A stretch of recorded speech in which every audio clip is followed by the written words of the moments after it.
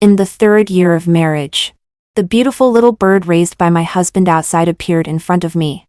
When the young girl saw me, she was panic-stricken, like a little princess in a fairy tale, who knows nothing about the world. I took a sip of soup and calmly invited her out. Upstairs. Solomon strolled unhurriedly while leaning on the railing. When his eyes met mine, he smiled nonchalantly.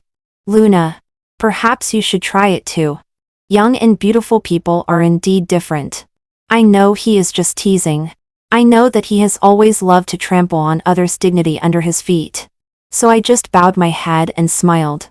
Solomon doesn't know that I play even bigger than him. As soon as I start flirting, it's with the crown prince of the Beijing circle. When I returned from socializing, the sound of a spatula gliding came from the kitchen. The light in the bedroom on the 2nd floor was still on. Solomon and I have been married for 3 years. He has never entered the kitchen.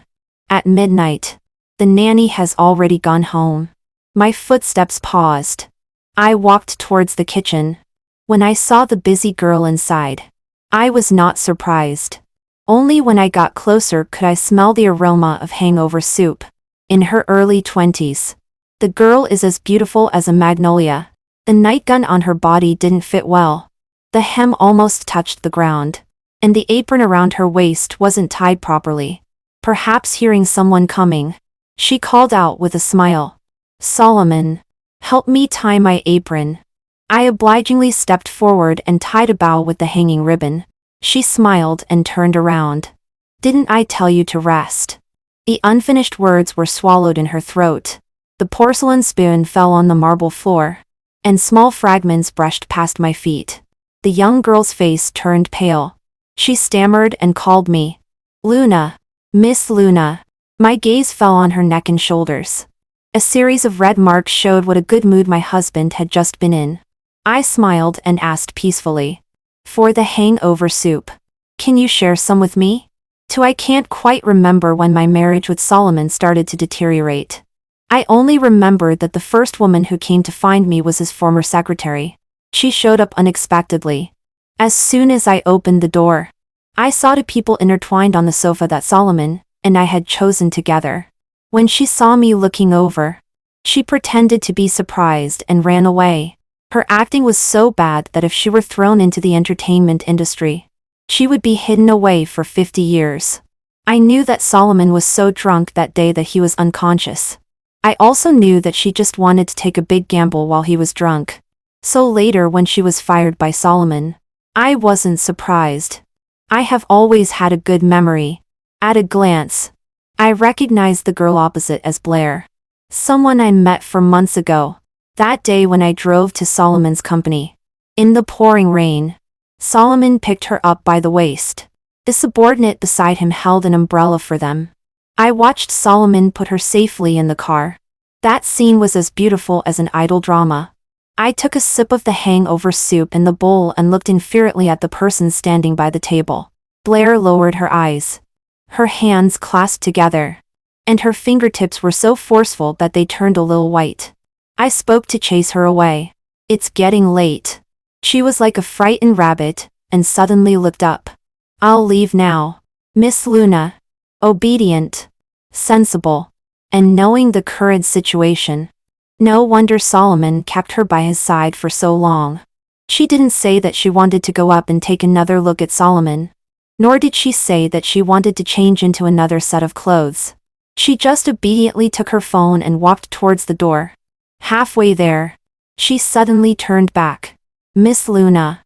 For the hangover soup. Please remind Solomon to drink it.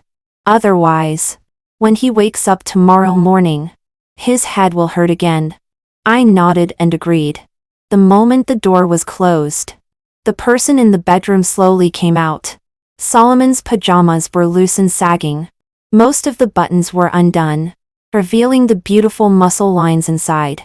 I took a look and infuriately shifted my gaze away. You heard it. So I don't need to remind you. He responded and went downstairs while leaning on the railing. I haven't seen Solomon completely exposed for a long time. There have always been beautiful women around him. I haven't had a turn even after a whole round. The relationship between husband and wife is on the verge of collapse. Luna. He called my name in a low voice. His voice was gentle. I looked up. He looked at me and smiled. Perhaps you should try it too.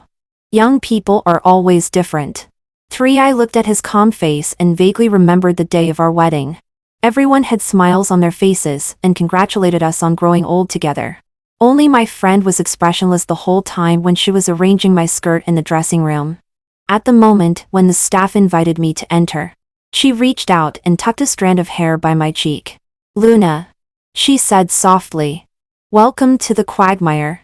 Marriages in wealthy families are more like exchanges of interests. My marriage with Solomon on the surface is more like a commodity on display in a shop window. Passersby will admire it as a perfect match. But no one thinks about what kind of inferior materials the black-hearted merchant has used under the exquisite appearance. Under the cover of money and power. True feelings seem so unremarkable. I just didn't expect that it would be my husband who would persuade me to cheat. For the phone placed on the table vibrated. I looked down and saw a message sent to me by the young man.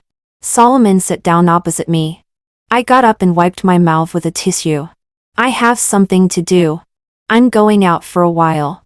He responded faintly. There were not many cars in the middle of the night. I drove all the way to the location Howard sent me without any obstructions. There were still quite a few cars in front of the bar. 4 or 5 young people were gathered together, not knowing what they were talking about. I spotted Howard standing under the street lamp at a glance. The young man had a tall and slender figure, with broad shoulders and a narrow waist. The white light falling on his head made his face a bit blurry, but it was still stunningly beautiful at a glance. I parked my car by the side of the road, got out and walked over to call him. Howard. He looked up. Before he could speak, a girl suddenly rushed out from behind him and stood between us. The strong smell of alcohol made me frown. The girl stretched out her hand and pushed me hard with great strength. Her tone was unyielding. Hey. Where are you from? At such an old age. Are you still hitting on a kid? I am only 25 this year.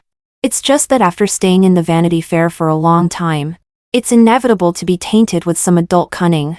There is a clear distinction between me and students who haven't entered society. She looked me up and down and said in a contemptuous tone, You don't think Howard will like an old woman like you? Do you? I raised my eyebrows. Before I could speak, the person behind me grabbed her wrist first. The girl felt pain.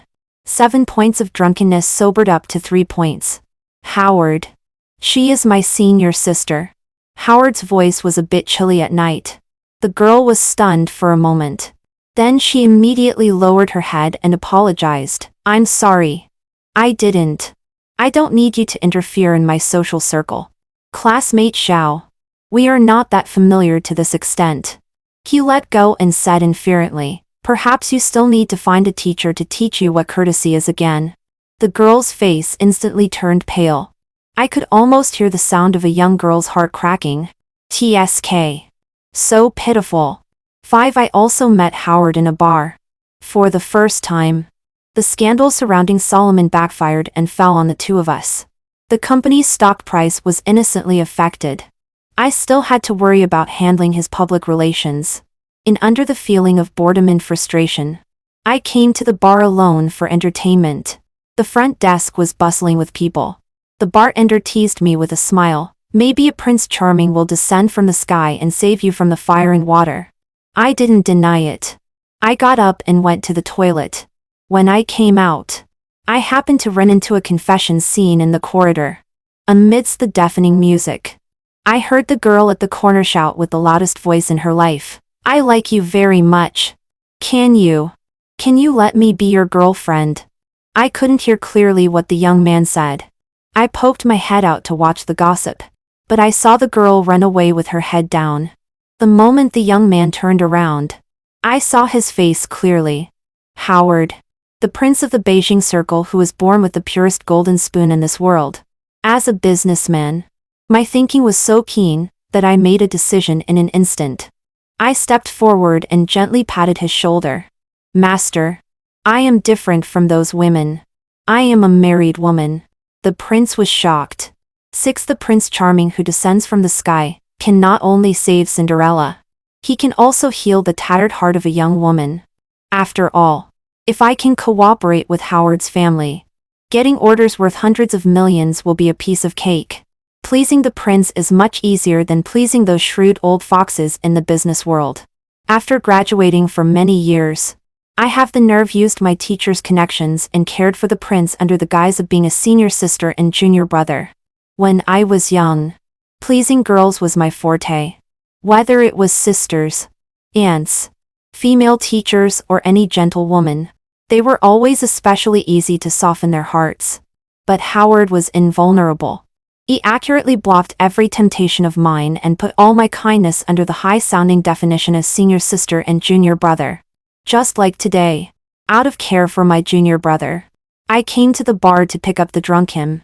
7. When I started the car, Howard had already sat in the passenger seat. Thank you for your trouble.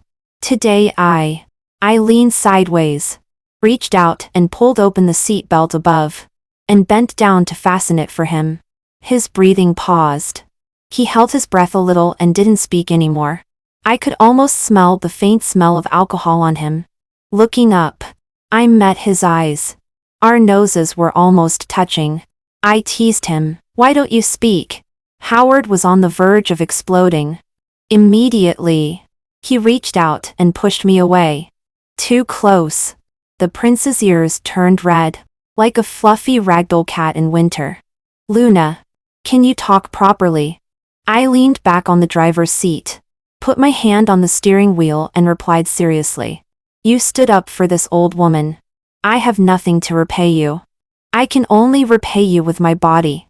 "Luna." The ragdoll cat exploded. I responded calmly.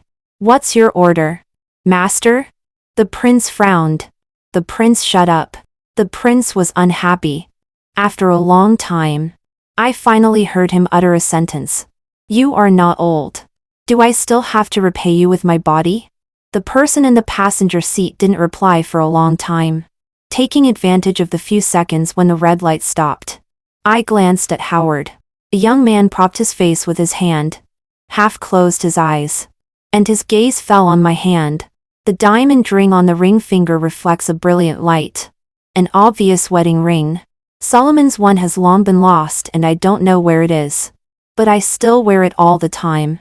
Most people in the circle don't like to wear wedding rings very much. Love and loyalty seem to have nothing to do with their nominal marriages. So I am naturally regarded as an oddity. At first, they laughed that Solomon might become the next henpecked husband. But I never made a fuss. So later they envied again and said that Solomon was very lucky to meet a wife who loves him so much. Loving so deeply that even the wild flowers outside are tolerated. At the second when the traffic light turns from yellow to green, I heard Howard's calm voice. "I don't talk to married women." 8. The next day, I met my good friend Devon at the auction. She looked at the dark circles under my eyes and was merciless. "Finally. You are willing to look for someone? Still? You should pay attention to your health." "No. I went out to be a driver for someone in the middle of the night." Yvonne looked me up and down twice and said thoughtfully, "Why do I think? The crown prince's level is quite high." I remained non-committal. I took a fancy to the ruby necklace at today's auction and planned to take a picture of it. Then it could be delivered to Mrs. Howard tomorrow. Being sociable and catering to others' interests is a required course for every qualified businessman. I am only here for it today. The staff on the stage brought up the last treasure. That intricate and exquisite necklace is shining and dazzling under the light.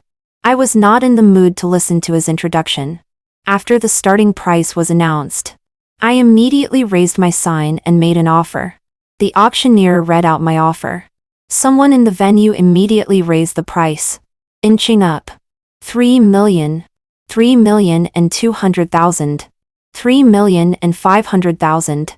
I thought for a moment and raised my sign again. 3,800,000. No one answered. Is there anyone else who wants to raise the price? The auctioneer said, 3,800,000 for the first time. 3,800,000 for the second. 4 million. Someone suddenly spoke up and interrupted him. I subconsciously looked in the direction of the sound. Solomon was sitting there. The sign in his hand was not put down. With his other hand, he put his arm around the girl beside him and looked at me with a smile. When Blair saw me looking over, she was a little frightened and shrank back into Solomon's arms. I withdrew my gaze. 4,200,000. 4,300,000. 4,400,000. 4,500,000. Solomon seemed to be competing with me and kept raising the price. The people in the venue looked down and minded their own business, quietly watching the drama of a wealthy couple breaking up. I had a headache. I got up and went to Solomon. I remember you don't have the hobby of collecting jewelry. He curved his lips. I just suddenly think that necklace matches Blair very well. I looked at Blair. She met my eyes, bit her lower lip, and her eyes were a little red. Miss Luna, that necklace is very beautiful. Solomon shrugged, and his peach blossom eyes slightly rose. I withdrew my gaze. The calmness I had maintained for many years was almost on the verge of collapse at this moment. Solomon loves to watch women fight. Especially loves to see me lose my composure. The women around him are endless, and the means of provoking me are various. The only time I lost my composure was 2 years ago when I slapped that person with my own hand. I can't remember her appearance very clearly. I only remember that Solomon was very happy when he saw me angry that day. He put his hand on mine that had hit someone and gently stroked it twice. His tone was doting. Luna, if she makes you unhappy, just tell me. There's no need to dirty your hand. 9. I didn't speak anymore and got up and walked out. The auctioneer in the venue finalized the deal and determined the destination of that necklace.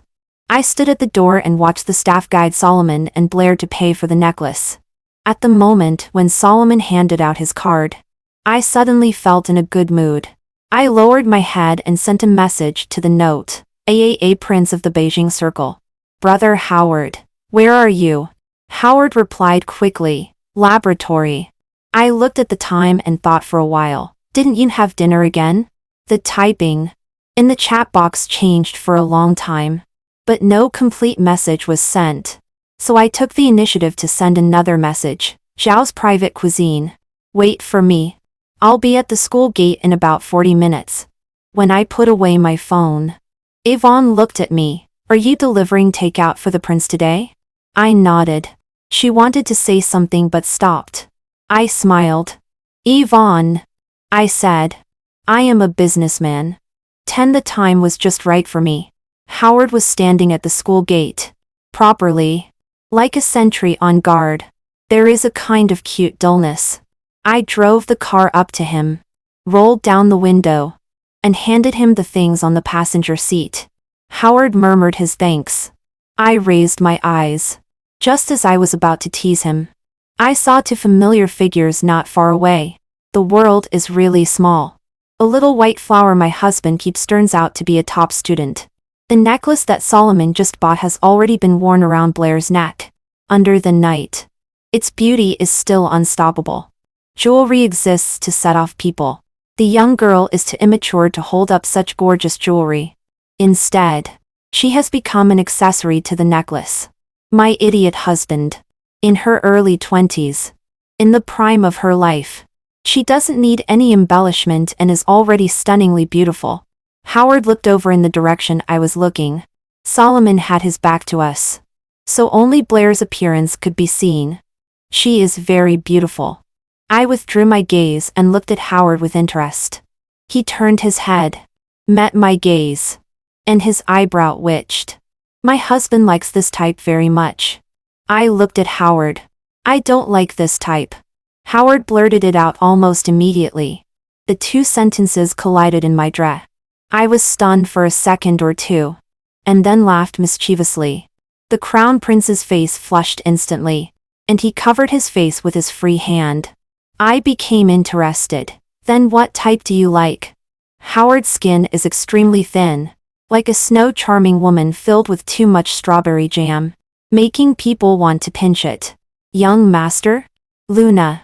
He took a breath. The redness on his ear hadn't faded yet. He put down his hand and looked at me. What do you mean by your husband likes this type? Defining one's own type is somewhat difficult. But obviously, I and Blair are definitely not the same type. Liking Blair's type. What else could it mean? I didn't answer him. I just waved my hand with a smile. Go and eat. It's getting late. Howard frowned as if he was a little unhappy. After a while, he just sighed. Are you free next Friday? Why? I became interested again. Young master, are you ready to take the first step in a forbidden love? Luna. He gritted his teeth and called my name. His ears flushed. Just want to thank you for your care and invite you to a meal. Just the two of us? Yes. Food and sex are the great desires of human beings. Eating alone with a man and a woman. Little master, you have impure thoughts. I reached out to pinch Howard's face.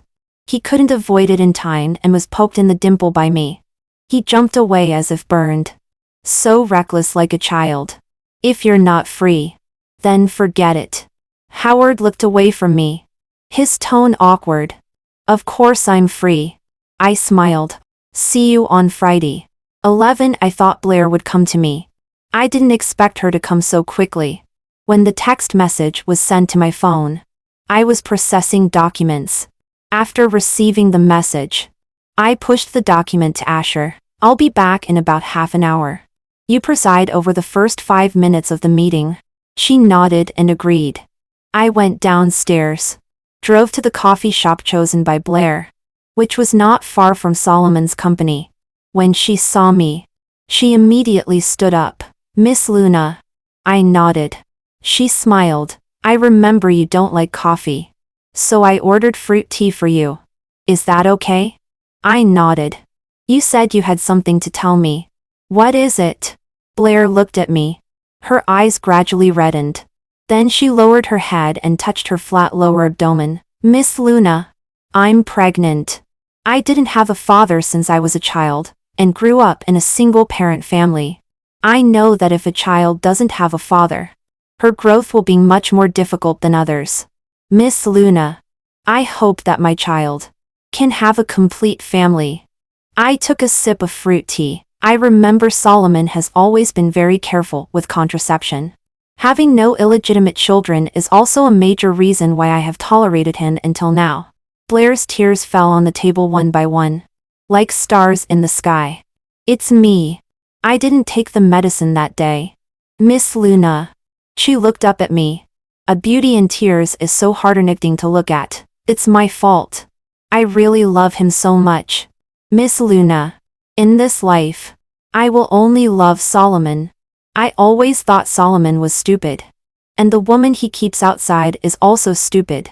Just when I started to find Blair more pleasing to the eye, I realized that she is still a fool. I watched her cry coldly and glanced at the time. I felt that it could end earlier than half an hour. Miss Blair. I called her calmly. Do you know why I came to see you today? She was stunned for a moment. Her eyes were red, like the jade rabbit in the sky. Extremely pitiful. My time is very precious. Originally, I didn't want to get involved in Solomon's love debts. In the past, there were many people who sent me messages. I treated them all as junk messages. But you are different. You are very beautiful. I rarely praise others' appearances. But she is indeed a rare beauty. So beautiful that I am willing to spare half an hour for her. After all, a beauty is always pleasing to the eye. I took out a piece of paper, got up, put it on her face, and gently wiped away the tears from the corners of her eyes. Please, with your face, make Solomon divorce me. Okay? 12. The day Howard came to pick me up, he drove by himself. I looked at it several times outside and was instantly overwhelmed. I'll fight with you rich people. Calculating with people in the business field every day is still not as good as the young master who has everything as soon as he is born. Howard was a little amused. Don't you calculate yourself? I hesitated for a moment. Can I sit in the front passenger seat? Will sitting in the back make you look like my driver? Sit in the front passenger seat. When I was young, I heard people say that people will eventually grow into the people they hate the most. I spoke first. Howard replied to me while driving. Then what kind of people do you hate? The rich. The restaurant booked by the young master is very atmospheric. We sat down by the window and chatted casually. In the middle of the meal, a waiter pushed a trolley over. There was an unbaked cake on the trolley. I looked up in surprise. The young man met my eyes and smiled. Happy birthday. I don't know what to give you, so I just invite you to have a meal. I smiled. I know that people in the circle are all shrewd. And I also know that Howard's special status means that he must be very scheming. He may not fail to see my ulterior motives.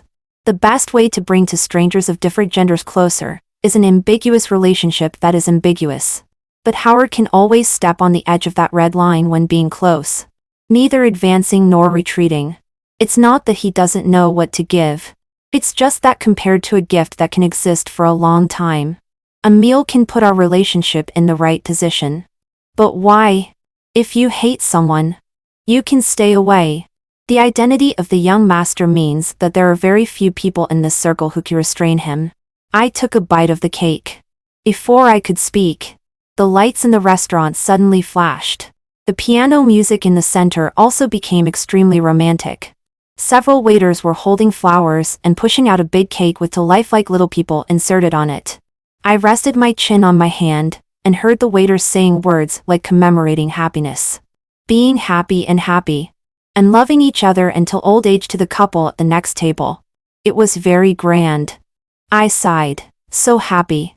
Howard looked over and his expression was a little complicated.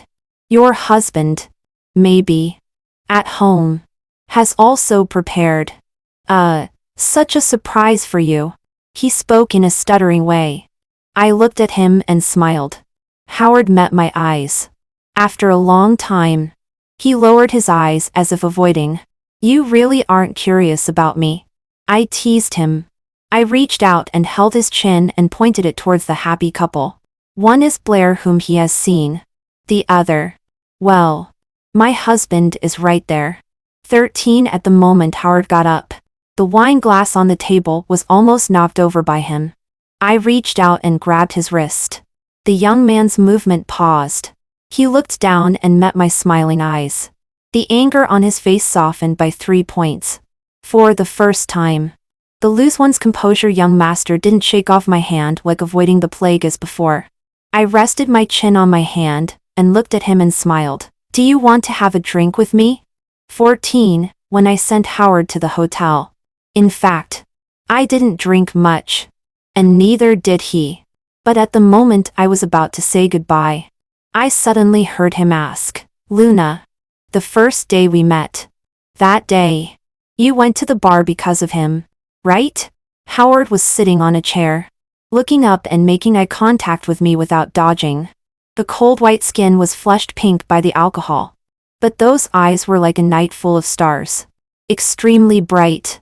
Since the day I met Howard, he seems to have been rejecting others all the time. Indifferent. Noble. A child of a high-ranking family influenced by good family traditions. Only when facing me, occasionally a few traces of youthfulness would be revealed. Perhaps it's because the night is so beautiful. Or perhaps it's because the alcohol is intoxicating. Everything is telling me, now is the perfect time for heart-to-heart talks. I took a step forward and reached out. Howard didn't dodge. I smiled. My marriage is very unsuccessful. In fact, I've always known that he has someone outside.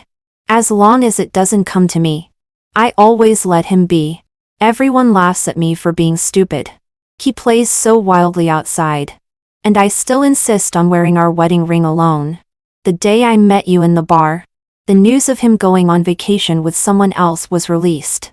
Clearly it was his birthday. I was still stupidly thinking of waiting for him to come back and celebrate his birthday together. Unexpectedly, he already has someone to celebrate. I was very sad that day. After drinking too much, I thought, then why can't I? I looked at Howard, and suddenly my vision became a little blurry. The moonlight is quiet. Such a good atmosphere has the magic to turn lies into truth. Why am I the only one holding on? I stroked Howard's face. He was stunned for a moment. Luna, I said, and then I saw you. You are so special. You are different from everyone I know. You give me a sense of alienation, a very lonely feeling, being close yet distant. I've heard many people say that they are lonely, but I think your loneliness is the real loneliness. I feel that deep down in your heart. There has always been only yourself. You have always been pretending. I lowered my head and our eyes met. So close that our breaths touched. The young man's face slowly turned from pink to red, like a pressure cooker with a tightened valve. I choked up. Can you accompany me? Or? I leaned close to his ear and whispered. Give me a cooperation opportunity. 15. 16. I took 2 steps back, and almost burst out laughing in front of the young master. Howard's face was a mixture of expressions. It took him a long time to figure it out. His face was so gloomy that it seemed as if water could drip from it. Luna. The young man gritted his teeth and called my name. I responded with a smile. Watch less cheesy dramas. Young master. I waved my hand. Get some rest early. I'll pick you up and take you back to school tomorrow morning. Howard didn't speak and looked at me, grinding his teeth. I turned and walked out. Just as my hand was about to touch the doorknob, the person behind me suddenly moved. A faint smell of alcohol surrounded me. The young man's imposing body drew close to me. In the moment I was distracted. A well-defined hand passed through my waist and landed on the lock. Click. Oops. I went too far. The back of my neck was gently bitten by someone's teeth, as if to vent anger, leaving a slightly itchy tooth mark. Luna. Howard's voice was a bit hoarse, containing some indescribable meaning. It seemed like anger and indulgence at the same time. Another hand landed on my waist. You. I was pulled into a burning embrace. The young man's voice fell by my ear, with a hint of gritted teeth. Whether you want me or a cooperation opportunity, I'll give them all to you. There's only one condition. Tomorrow. Immediately kick your deadbeat husband. 17. Even a clay figure has a bit of temper. As I lay on the bed, my head, steamed by the heat, was in a daze and I thought. The moonlight by the bed fell. I curled my fingers, trying to grasp something, but someone with sharp eyes saw it and took the opportunity to squeeze into my fingers, interlocking our fingers. The ringtone suddenly rang in the quiet night. I shook off the hand holding me and reached for my phone. A note on the screen made my muddled brain a bit clearer. Solomon. My husband finally seemed to remember that today is my birthday. And up to now, I haven't gone home yet. Just as I was about to throw it aside, Howard pressed the answer button first. Solomon's voice suddenly appeared. Luna? Why haven't you come home yet? Go home your ass. I answered in my heart. The naughty jerk secretly exerted force and scattered the words in my mouth. The good-for-nothing was extremely sensitive in this regard. Luna, what are you doing? Just as I was about to speak, Howard suddenly pressed the end call button. Solomon's roar came to an abrupt halt. I looked up at Howard. The young man lowered his head. I covered his mouth with one hand. Judging from the condition you offered, I thought. Such a classic plot. TSK. I curved my eyes. Young master. I didn't expect you to be a cuckold. I was bitten on the palm. Howard broke free from my hand and bit my shoulder. Luna. The young master's tone was gloomy. I'm a pure love advocate. 18. Sometimes it's a mistake that young people have too much energy. When I got up, the young master was still sleeping, clinging to me like an octopus. I removed his hand and got out of bed quietly. There were more than 40 missed calls on my phone. From Solomon. When driving past the mall, I thought for a while, and stopped the car. It was almost noon when I got home. When I opened the door, I saw Solomon leaning against the sofa in the living room. His clothes and hair were a bit messy. There was also his phone by his hand. There was also a cake on the coffee table. I walked over and reached out to smooth his hair. But suddenly I was grabbed. Solomon opened his eyes, which were full of bloodshot. Luna. His tone was a bit angry. Where did you go last night? Who were you with? He paused for a moment, suddenly realizing something, and then touched my hand. Where's the ring? Luna. Where's your ring? It was taken off by a certain young master. I pursed my lips, pulled back my hand, and smiled at Solomon. I brought you a gift. Facing Solomon's puzzled gaze, I took out a hat from the paper bag from the mall. A bright green, shiny green hat. Tada! I placed the hat steadily on Solomon's head, and took 2 steps back to admire it. It suits you very well.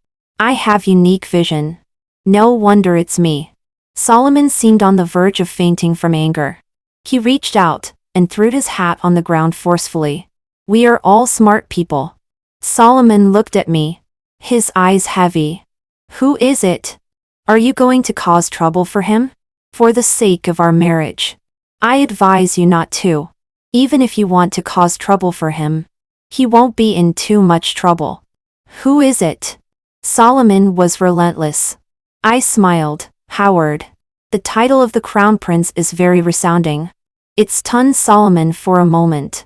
When he came to his senses, he grabbed my hand. Luna. Are you lying to me? Right? Does he not believe that the crown prince is interested in a married woman? Or does he not believe that I would betray our marriage? I smiled and took out a document from my bag and threw it in front of him. Divorce agreement. The document has been drafted for a long time. I have also been waiting for a long time. Blair is still useless. I sat down opposite him. Take a look. The property division is very simple. Yours is yours. Mine is mine. I won't take advantage of you. I hope you can sign it today. The sooner we get divorced, the better. Solomon didn't move. Luna. We don't have to get divorced. If you mind Blair, I can let her. Solomon. I interrupted his words. Looking listless. I'm not asking for your opinion. I'm informing you. If there is a problem with the contract, we can improve it again. But divorce is certain. Luna. I won't. Thinking of our marriage. I think we don't need to go to this extent. I looked at him and uttered a word. Financial statement fraud. Solomon's expression changed immediately. Mr. Solomon. I smiled. You don't want the media to know about this, do you? 19 Solomon took the divorce agreement when he went to the company. I know that this matter is basically almost certain. When I had free time to look at my phone, I found that I had been bombarded with text messages again. Where are you? Have you gone to the company? Are you busy? Is there any urgent matter? Why did you leave so early? Why didn't you call me when you left? I want to have breakfast with you. Are you going to renege on your promise? Crying kid head. JPG. I took a picture of the green hat on the ground and sent it over. I went to give a gift early in the morning. The crown prince. Awesome. 20 Solomon's company has a serious shortage of funds. An executive has transferred a large amount of funds. Once such a thing is exposed, his company is in jeopardy. Although old enterprises have their background, they can't withstand his nepotism.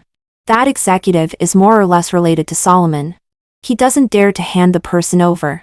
He can only think of ways to make up for that shortfall in secret. I'm afraid that if Solomon is in a hurry, he will drag me down without caring about his reputation.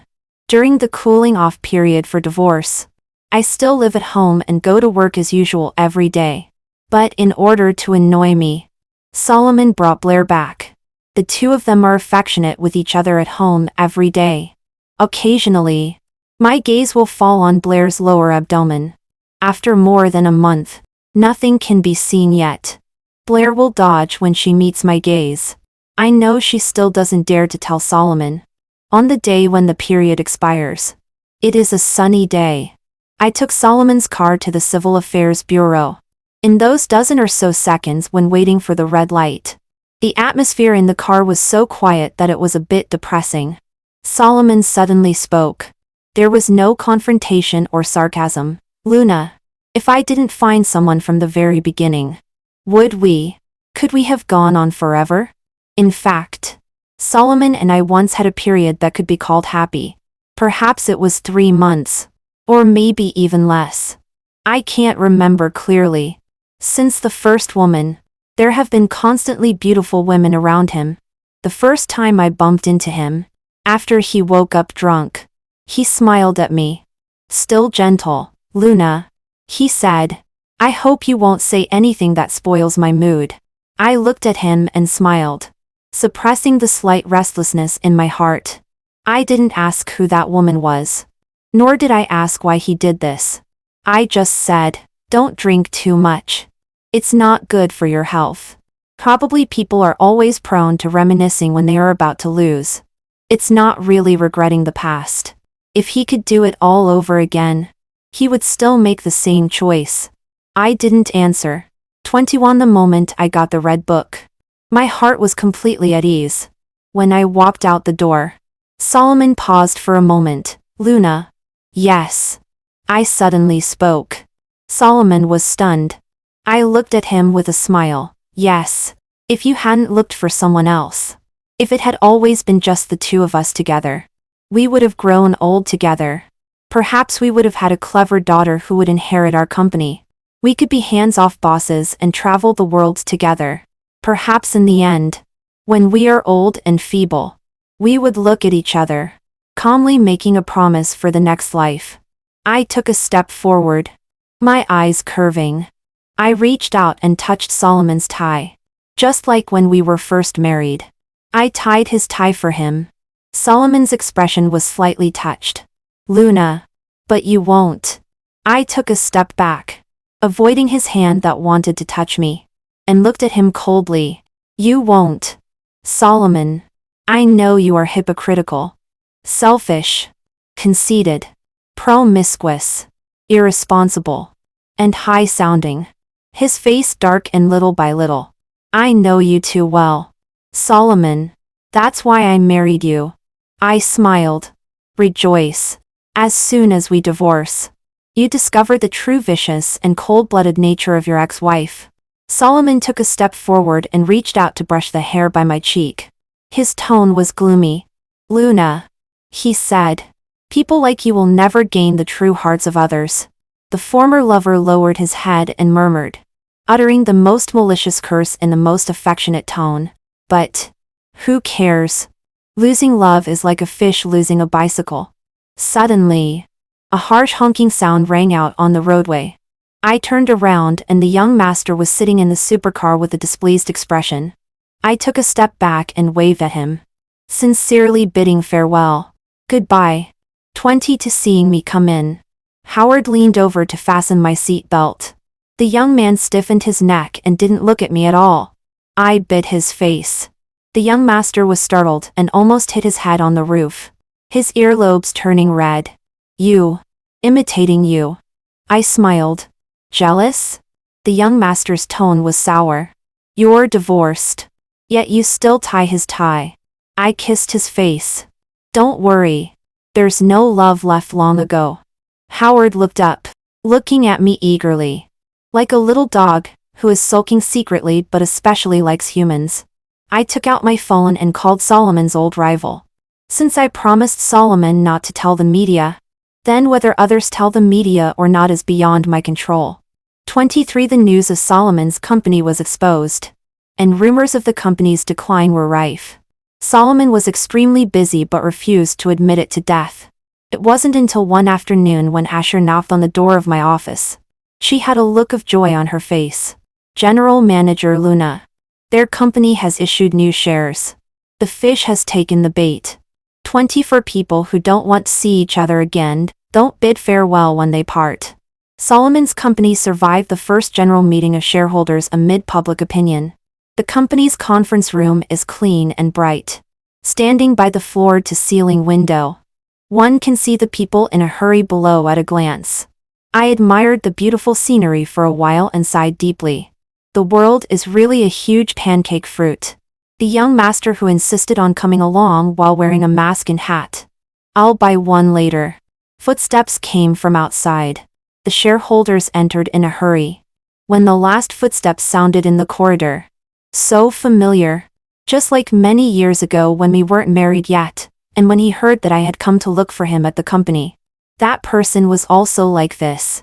Hurrying along. The secretary outside the door said softly, "General Manager Solomon. The person sitting in the main seat is the largest shareholder. This time they bought." The pulley of the swivel chair turned, making an almost inaudible sound on the thick carpet.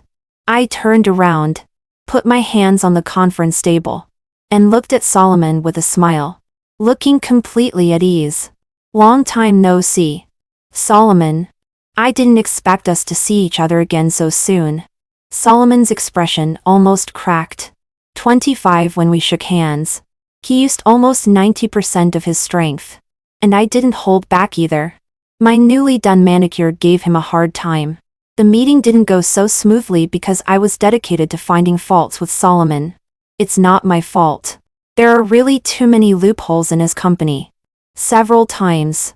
Solomon almost couldn't maintain his expression when facing my questioning. The darker his face got, the better my mood became. When the meeting ended and the shareholders left one after another, someone wanted to exchange a few words with me, but Solomon intercepted them halfway. The man's tall figure blocked me. Solomon lowered his eyes. His gaze was deep, and his face was so dark that it could drip water. "Luna, you are really..."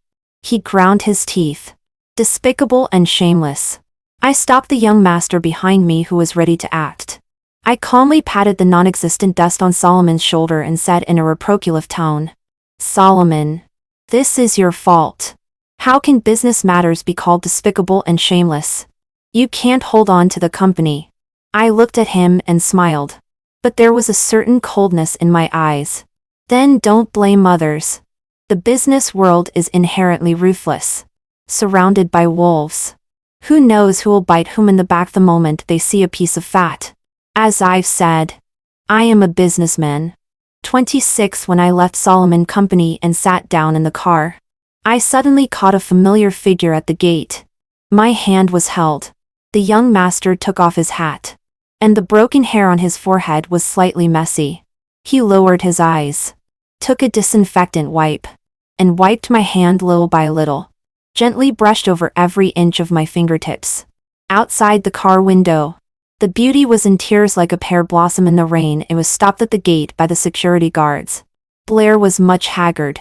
Even so, there was an almost broken beauty. "Please, let me in. I just want to say a few words to the general manager of Solomon. I won't take long. Please." That beautiful face was full of tears. But the security guards were unmoved. "Miss, we can't let you in without permission. Please let me in and see him." Blair followed their movements, and was almost about to kneel down.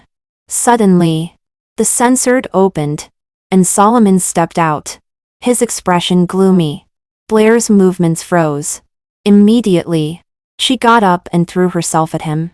"Solomon, Solomon, why won't you see me? Did I do something wrong?"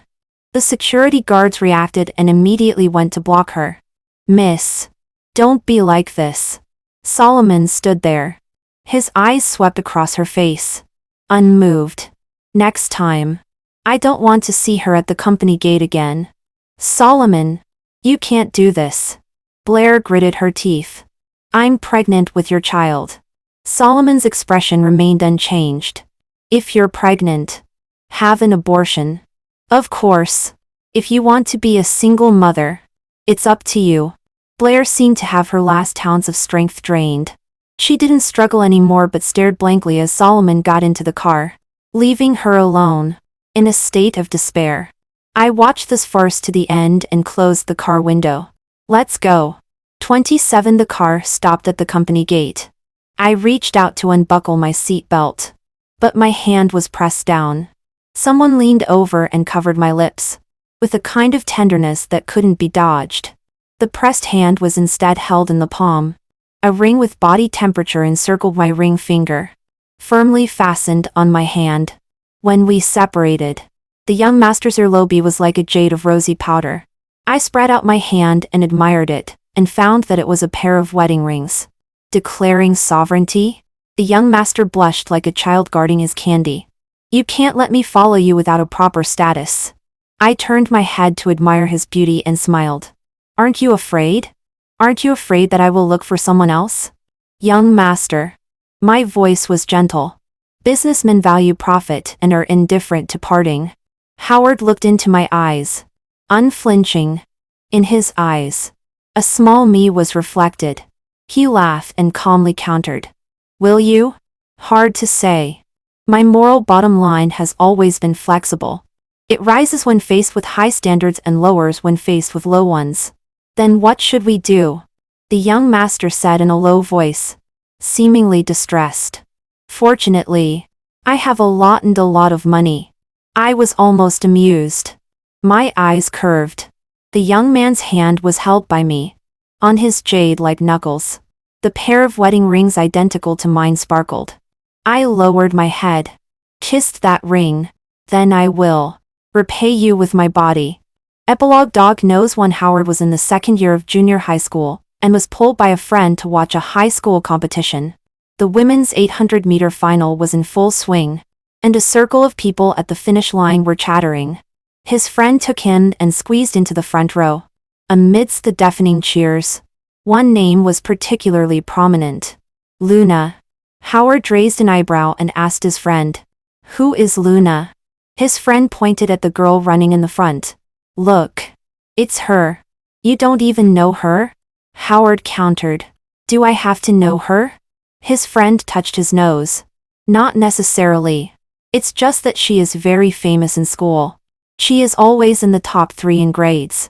She is also in the school student council. She is beautiful, and is said to be very nice." Howard was non-committal. The shouts around grew louder and louder. The girl running in the front was getting closer and closer to the finish line.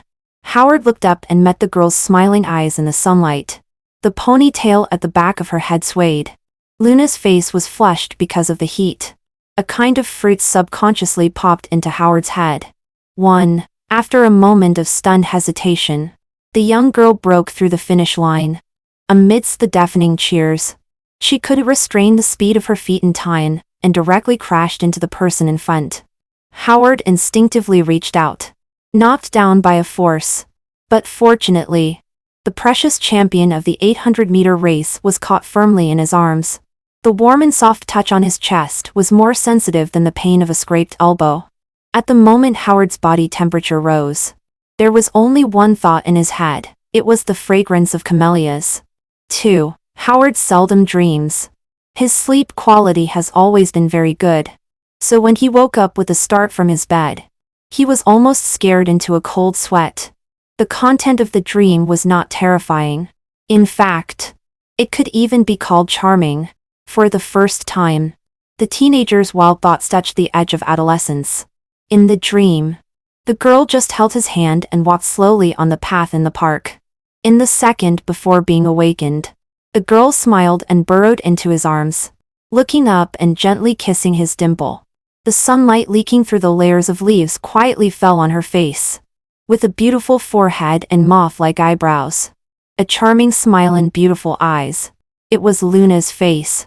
The consequence of physiology entering adolescence one step ahead of the spirit is that when he wakes up, he will see the already raised flag, standing straight and greeting him. Howard covered his face with his hand and berated himself for being dirty, filthy, and vulgar. Although the century-old family with a long heritage cannot be considered a scholarly family, at least it can be praised as having an upright family style. The young master, surrounded by gold and jade and full of high spirits, despised himself extremely for the first time. 3. At the age of 21, Howard was tricked by his fair-weather friends to an entertainment place. When he saw the group of beautiful girls huddled in the private room, he realized that he had been tricked. His friends sat on one side watching the show. The girls swarmed up and blocked all his escape routes. Howard stood in the circle with his ears buzzing, feeling that his head was only one step away from exploding, mainly because he was angry with his fair-weather friends. After finally finding an excuse to sneak away to the bathroom, Howard was calling his friend in the corridor. Before the call was connected, he was stopped by a girl who confessed her love. 20 years of self-cultivation made him suppress the anger in his heart and politely refuse. The young and beautiful girl covered her face and fled. His buddy spoke gloating lie on the other end. There are a few more who just went out to look for you. If you do this kind of thing again next time, you're done, Howard said lightly. The person on the other end finally realized that the young master's mood was extremely bad and soft, and his tone to apologize and soothe his good brother's mood. Howard didn't hang up the phone and listen to the person on the other end confessing. But his waist was suddenly encircled from behind. The fragrance of camellias spread from behind, vividly arousing all the senses of the young man. The voice falling by his ear carried some dust of time, but it was as familiar as an old friend who had just talked yesterday. The young master's adrenaline soared, as if two muscular giants, 1.9 meters tall, were beating drums crazily in his heart. The person behind him spoke with a smile in his tone, breathing softly by his ear. Young master, I'm different from those women. I'm a married woman. The long-dormant little deer almost crashed and died in his heart. For the young master lacks experience. But fortunately, he is young, full of enthusiasm, and has inexhaustible energy and brute force. There is also the surging love, possessiveness, and a little bit of dark jealousy that finally breaks through the floodgates, under the oppression of ethics and worldly morality. Howard lowered his head. Plum blossoms bloomed one after another on the snow. All the way down, the room was not lit. Only the intertwined gasps of the two people were deafening in the quiet night. Suddenly, his face was cupped. Howard looked up. Luna's hair was scattered on the white sheet. The moonlight outside the window fell into her eyes, and physiological tears moistened her eyelashes. The eyes filled with moonlight were like washed gems, with flowing glances, shining brightly in the dim room. Luna looked into his eyes and smiled with her eyes. Are you a dog? Howard inappropriately remembered the innocent nursery rhyme he learned in his pure and innocent childhood. A group of little painters came in the snow. Little chicks draw bamboo leaves. Little dogs draw plum blossoms. Little dogs draw plum blossoms. A very slight laugh escaped from the young man's throat. He lowered his head and a kiss fell between her eyebrows, bringing a trace of ticklishness. The fragrance of camellias filled the tip of his nose. She asked teasingly. Howard answered seriously, It's possible. The end.